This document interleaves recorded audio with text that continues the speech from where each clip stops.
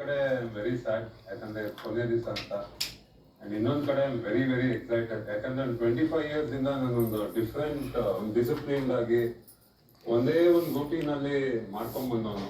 ತುಂಬಾ emotional journey ಇತ್ತು. ಸಖತ್ ಕನೆಕ್ಟ್ ಆಗ್ಬಿಟ್ಟೆ ಮನೆಗೆ. It was amazing. ಅಂದ್ರೆ I can't forget this journey. I very happy, excited. Top 6 ಅಲ್ಲಿ ಬಂದಿದೆ. I am very proud also. Ashwini ಅವರ ಅಲ್ಲ, ತುಂಬ ಚೆನ್ನಾಗಿತ್ತು ಈವರೆಗೂ ನನ್ನ ಜರ್ನಿ.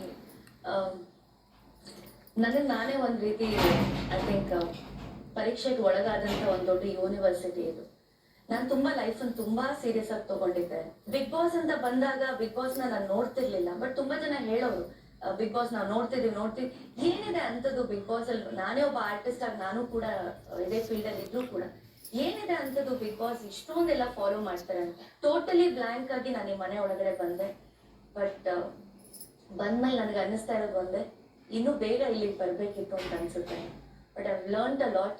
ತುಂಬ ತುಂಬ ತುಂಬ ಕಲ್ತಿದ್ದೀನಿ ಅಣ್ಣ ನಾನು ಇಲ್ಲಿಂದ. Thank you so much. ನಿಮ್ಮನ್ನ ನಾನು ಅಲ್ಲಿ ನೀವು ನಿಂತಾಗ ಎಲ್ರಿಗೂ ನೀವು ಅಭಿನಯ ಚಕ್ರವರ್ತಿ, ಬಟ್ ನಮಗೆ ಪ್ರತಿ ವಾರ ಒಬ್ಬ ಗುರುವಿನ ಸ್ಥಾನದಲ್ಲಿ ನೀವು ನಿಂತಿತ್ತು. So thank you.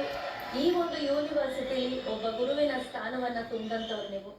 ನಮ್ಮ ತಪ್ಪುಗಳನ್ನ ಏಳು ಬೀಳುಗಳನ್ನ ತಿದ್ದುತ್ತಾ ಜನರಿಗೆ ನಮ್ಮನ್ನ ಪರಿಚಯಿಸ್ತಾ ನಮ್ಮ ವ್ಯಕ್ತಿತ್ವವನ್ನ ಇನ್ನಷ್ಟು ಪಾಲಿಶ್ ಮಾಡಿದ್ದು ನೀವು. So I want to thank you and entire big boss team.